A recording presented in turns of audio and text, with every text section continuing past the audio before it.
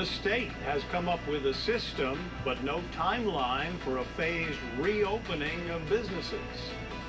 We're working for Hawaii. This is the KHON2 News at 6 with Joe Moore. Good evening, and thank you for joining us on this Wednesday, the 13th of May. The state will soon unveil a color-coded system for phases of reopening related to COVID-19, but don't expect a timeline to come with it. Gina Mangieri is always investigating and follows up.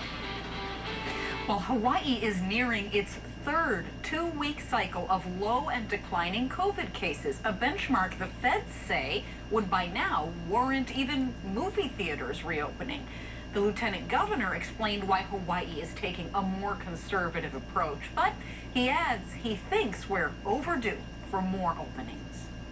We reported last week that the state said they did not yet have a system for business reopening, but hoped to roll one out soon. We're told it's close to going public. I know it's coming. But in abstract terms, a lot of people have given input on some thresholds of when we go from red to orange, orange to yellow, and yellow to green. Governor David Ige Wednesday not yet ready to lift the curtain and saying it won't come with a countdown. Even the plan that we are working on does not have an explicit timeline for when things would be reopened.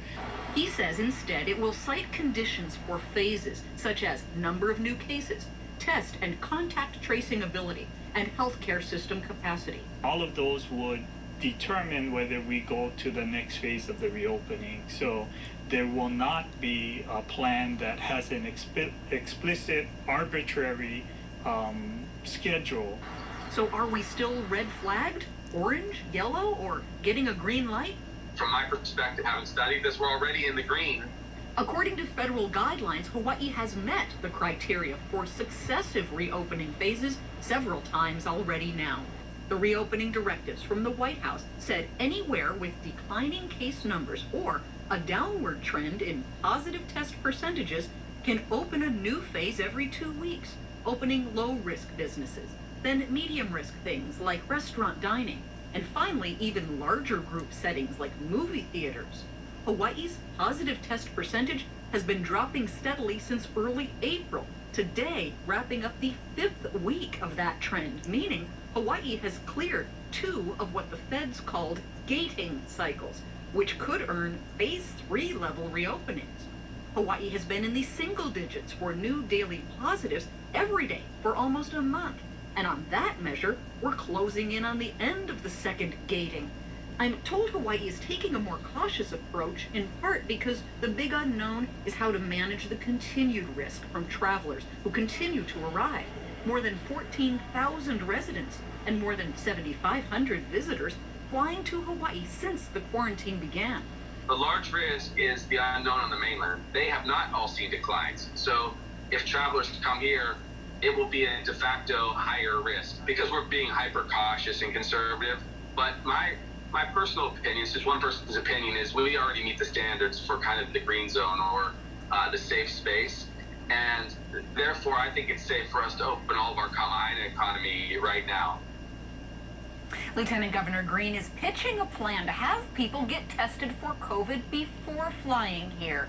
He says the head of the CDC praised the idea in a conference call today. And Congressman Ed Case has asked the FAA to require pre-flight testing. We'll continue to follow up. Gina Mangieri, KHON2 News, always investigating.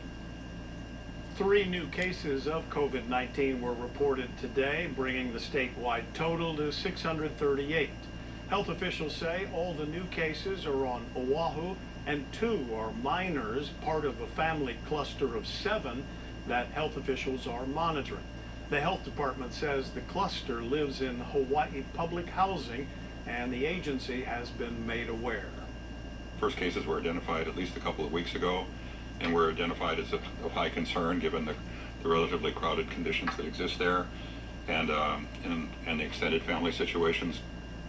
So far, the public housing director says they are able to confirm only 1 case connected to a Kalihi Valley Homes resident. He says staff have distributed face masks and information in several languages about COVID-19 to residents. The Traveler